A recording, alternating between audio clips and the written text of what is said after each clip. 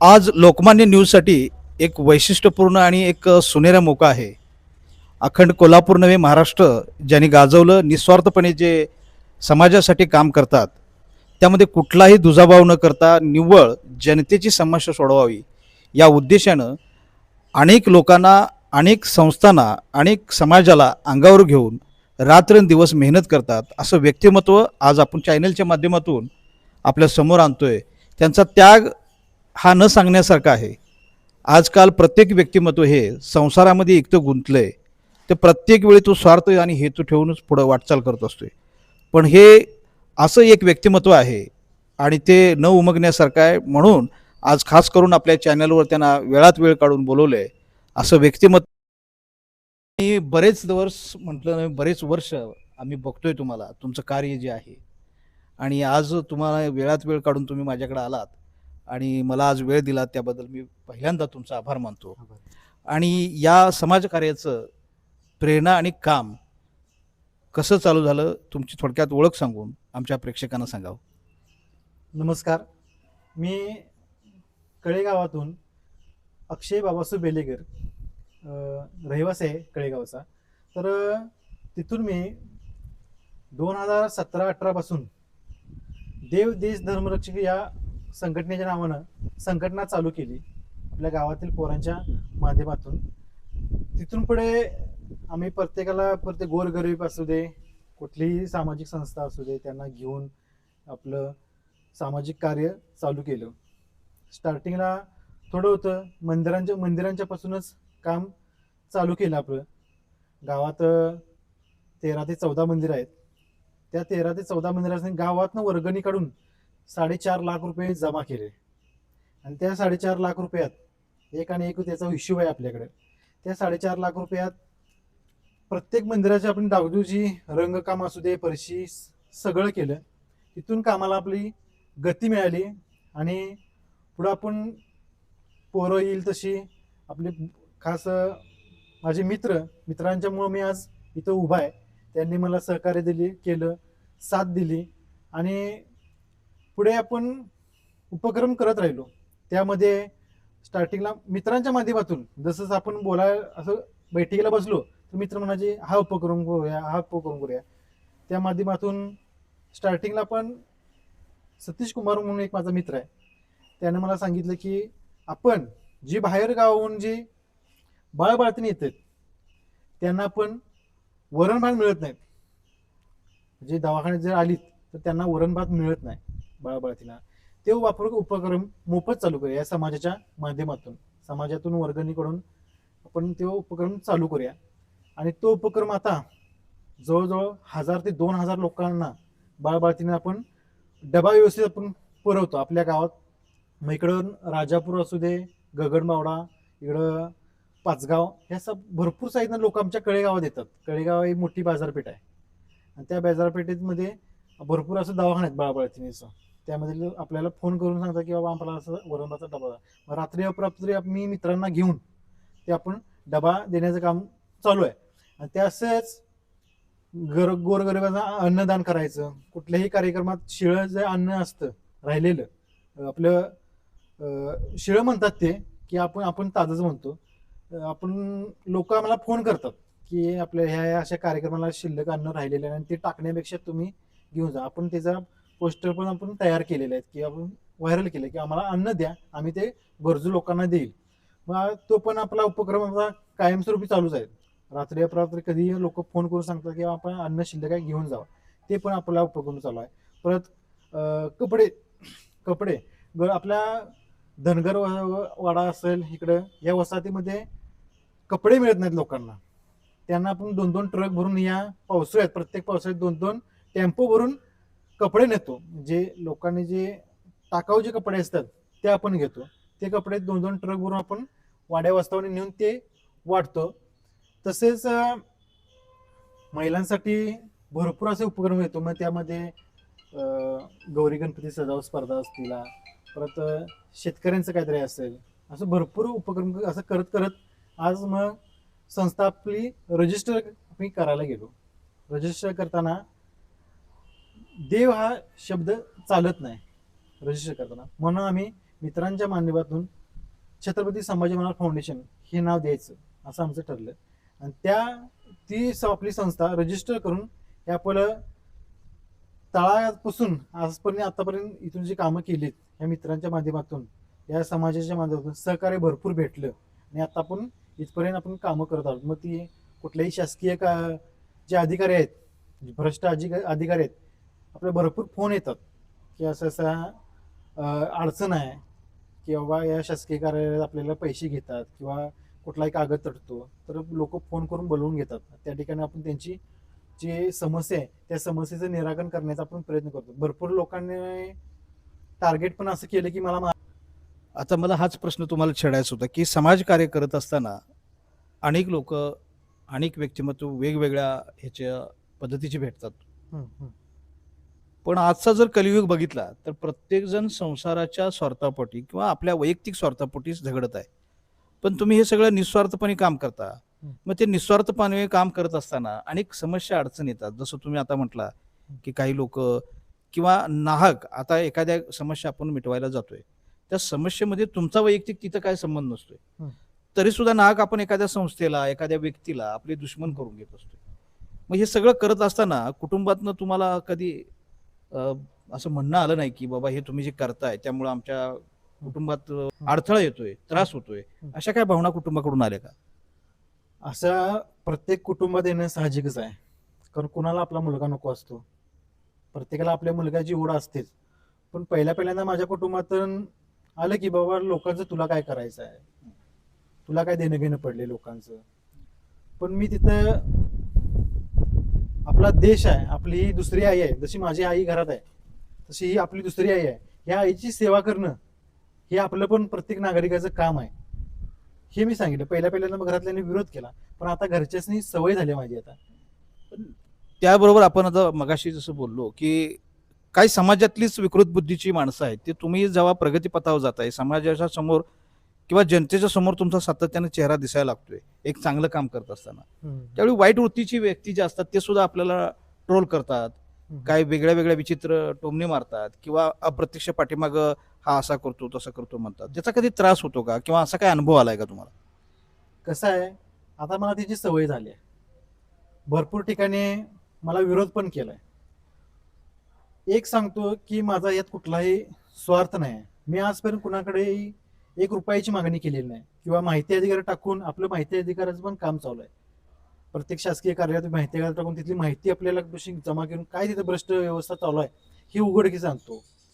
माझा त्यात कुठलाही माहिती अधिकार टाकून त्याच्याकडून पैसे घेणं माझ्यावर उठवलं की बाबा प्रत्येक ठिकाणी जाऊन शासकीय कार्यालयात जाऊन त्यांच्याकडे पैसे घेतो असं उठवलं.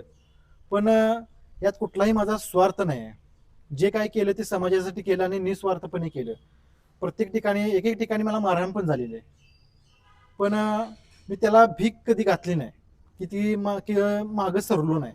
आता मला माझ्याच गावातल्या ग्रामसभेत मला मारहाण झाली, पण मी तिथं थांबलो का?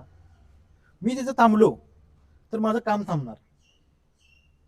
पण मी त्याला न जुमानता मी कुणाचंही म्हणजे जे बरोबर काम आहे त्याला मी बरोबरच दाखवले, जे चुकीचं काम आहे हे चुकीचंच दाखवले. पण जी समाजातील जी विकृत लोक आहेत ज्यांना आजपर्यंत कुठलं पुस्तक वाचलं नाही, ती काय बोलतात की ह्याला काय करायचं आहे, ह्याला मारायला पाहिजे, अजून ह्याला कुठंतरी गाठून मारूया, अशी माझ्याबरोबर कट पण केलेलं आहे. पण मी त्याला एवढं काय जुमानलं नाही, काय केलं नाही. फक्त आपली निस्वार्थी जी देशसेवा आहे देशसेवा करत राहणार आणि राहिलोय.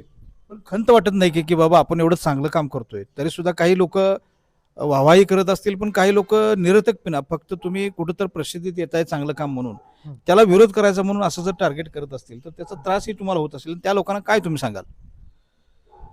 त्रास होत असेल तर त्या ठिकाणी मी स्वतः एका माणसाला फक्त आठवतो, ते म्हणजे भगतसिंग, राजगुरू आणि सुखदेव. छत्रपती शिवाजी महाराज हे आपलं आराध्य दैवत आहेच, पण त्यांच्याबरोबर मी या तिघांना आठवतो की ती पोरं 23 वर्षाची, त्यांनी या देशासाठी एवढं 23व्या वर्षी बलिदान दिलं. मग आपण कुठं काय चीज आहे? आपण काय एवढी काय खंत करायची की बाबा एवढी लोक आपल्याला आडवी येतात आणि आपण थांबलेलं बरं? ज्यावेळी माझ्या मनात इथं थांबायचं त्यावेळी मी भगतसिंग राजगुरू सुखदेव यांना आठवतो आणि आपलं काम चालूच ठेवतो. मग कुणालाही कोणीही येऊ दे. भरपूर वेळा आता मलाच भरपूर वेळा आमदारांची पण धमकी आली की बाबा तू व्हिडिओ करायचं नाहीस किंवा आवाज उठवायचा नाहीस, पण त्यांना मी कधीच भीक घातली नाही. मी माझं काम हे चालूच ठेवलं, अजिबात कुठेही तटलो नाही आणि तटणार देखील नाही. अगदी मरेपर्यंत हे माझं काम चालू आहे. हे मी जे काम करतोय हे कुणाहीकडेही 1 रुपयाची माझी मागणी नसते.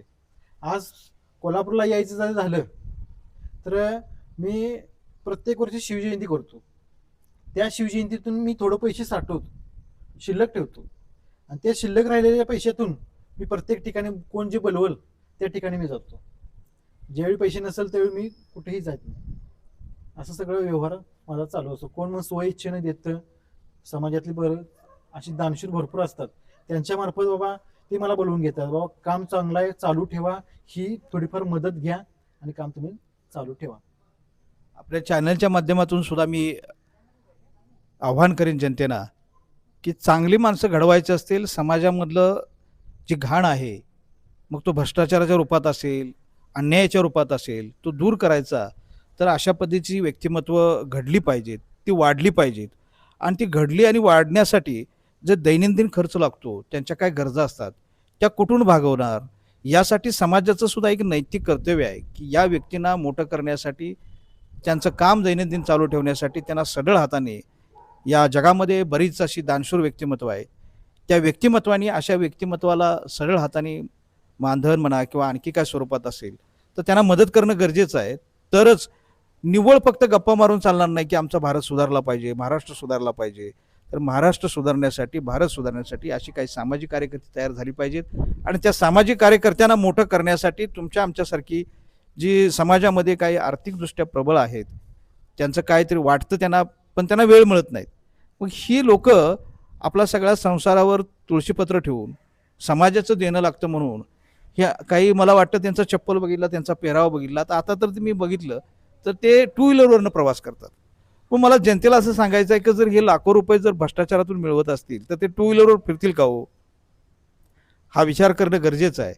फक्त प्रगती होते एखाद्या व्यक्तीची म्हणून त्याला टार्गेट करणं, त्याला व्यक्तिगतरित्या बदनाम करणं, ह्या गोष्टी समाजाच्या हिताच्या नाहीत. हा व्यक्ती थांबेल पण समाजाची प्रगती थांबली तर काय करायचं? मग निव्वळ आपल्याला अशा गप्पा मारून चालणार नाही की मला समाज सुधारायचा आहे, देश सुधारायचा आहे, राज्य सुधारायचं आहे. तर ते सुधारण्यासाठी अशी व्यक्तिमत्व घडणे गरजेचं आहे. तर साहेब, तुम्ही आता हे सगळं करत असताना तुम्हाला आर्थिक विवंचना येतेच, हे मलाही माहितीच आहे, तुम्ही बोललाय. मग यामध्ये कुटुंबाच्या ज्या काही अपेक्षा असतात, पत्नी आहेत, मुलं आहेत, त्यांच्याकडून सुद्धा तुम्हाला काही त्रासदायक होत असेल. तुम्ही समाजाची सेवा करताय पण त्यामध्ये संसार विसरताय, अशाही गोष्टी तुम्हाला भेडसावत असतील. तर यावेळी मग तुम्ही मनाची स्थिती कशी ठेवताय? मी सध्या पिग्मी एजंटचं पण काम करतोय. त्याचबरोबर माझ्या 2-3 म्हशी पण आहेत. त्या म्हशी सांभाळत मी शेती पण करतोय. त्या शेतीतून मी थोडं काहीही स्वतःजवळ अजिबात घेत नाही किंवा जे म्हशीच्या दुधातून जे काय मिळतं मला थोडंफार, त्यातला 1ही रुपया मी स्वतःजवळ घेत नाही. ते सगळं घरात देऊन टाकतो आणि घरात पण कुठलीही गोष्ट मी अजिबात आजपर्यंत मागितलेली नाही. मग किंवा मी कुठलाही हट्ट धरलेला नाही की मला ही गोष्ट पाहिजेच म्हणून. आताची पिढी आहे की मला मोबाईल पाहिजेच म्हणून हट्ट धरून बसते. एकेकाळी मी असे परिस्थिती आली की मी स्वतःजवळचा मोबाईल विकलाय. समाजाचं कुठलंही काम तटलं की माझा मोबाईल विकला, हातातल्या चेन विकल्यात आणि मग ते काम केलेलं आहे. यामध्ये आता तुम्ही मगाशी योगायोगाने म्हटलं की मित्रांचं सुद्धा सहकार्य आहे तुम्हाला हे फाउंडेशनच्या माध्यमातून. त्यांनाही कधी कधी कॅमेऱ्याच्या समोर आणावं, त्यांना दाखवावं, अशी कधी अपेक्षा तुम्ही बाळगली का? नाही, मी त्यांना कधी कॅमेऱ्यासमोर आणत नाही. का तर माझ्यामुळं त्यांना अडचण नको. ते माझ्यावर निस्वार्थपणे येतात, कुठं बोलवल त्यावेळी येतात आणि त्यामुळे मला जे मिळालं, जेव्हा मला ते मित्र मिळालेत त्या दिवसापासून भरपूर चांगलं चालू आहे की बाबा कुठलीही गाडी पाहिजे असलं म्हणा किंवा ती देतात गाडी, किंवा आपल्याला ह्या ठिकाणी जायचं आहे, निस्वार्थ पण येतात. मित्र पण मला त्या मानाने चांगले भेटलेत, त्यामुळे मित्राचं मी आभारी आहे आणि असंच त्या मित्रांची पण साथ लाभू दे. आणि अशी आपल्या या छत्रपती संभाजी महाराज फाउंडेशनतर्फे भरपूर मला जे पण आठवत नाहीत एवढी कामं आपण केल्यात. कुठलाही मुंगीपासून ते हत्तीपर्यंत कुठलाही प्राणी असू दे त्या प्राण्याला वाचवायचं आम्ही काम केलं. कुठलाही प्राणी असू दे कुठलाही. मग आपण गोरक्षक म्हणून जे गायी कत्तलीला नेतात त्यांची केसेस माझ्या आता अंगावर आहेत.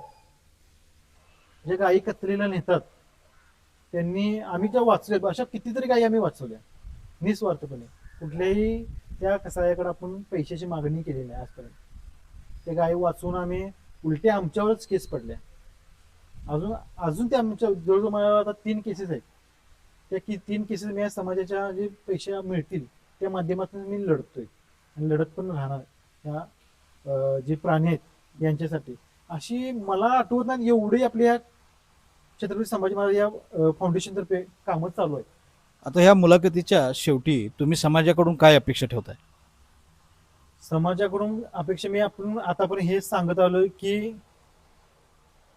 प्रामाणिक राहणे आणि भ्रष्टाचार न करणे. कुठलीही गोष्ट असू दे भ्रष्टाचार मुक्त आपला देश झाला पाहिजे आणि प्रत्येक नागरिकांनी प्रत्येक कुणावरही अन्याय होऊ दे त्यानं आवाज उठवला पाहिजे. गुलाम कुणाचंही राहू नये. प्रत्येक नागरिकांनी हीच इच्छा आहे आणि प्रत्येक नागरिकांनी आपल्या सोबत येऊन काम केलं पाहिजे. ही या समाजाकडून अपेक्षा आहे. बाकी कुठलीही अपेक्षा नाही. त्यांचा हेतू बघितला तर ते कॅमेऱ्यामागे आपण म्हणत होतो की हे स्वतः प्रसिद्धीत यावे. काही लोकांचा पण तसा अँगल असेल की हे फक्त एकटेच प्रसिद्धीत यावे आणि त्यांचे मित्र येऊ नयेत. म्हणून मी हा खास करून प्रश्न विचारला होता. तर ते मित्रांच्या काळजीपोटी त्यांना कॅमेऱ्यात येऊन माझ्यासारखा त्रास त्यांना होऊ नये म्हणून ते त्यांना आणत नाहीत. त्यांचीही किती काळजी घेतात. असा सोजवळ आणि समाजासाठी काहीतरी देणं लागतो अशी जागृती असणारं व्यक्तिमत्व आज आपल्या चॅनलवर आलं. त्यांची मुलाखत घेतली, त्यांनी वेळ दिला त्याबद्दल मी त्यांचं मनापासून आभार मानतो. धन्यवाद.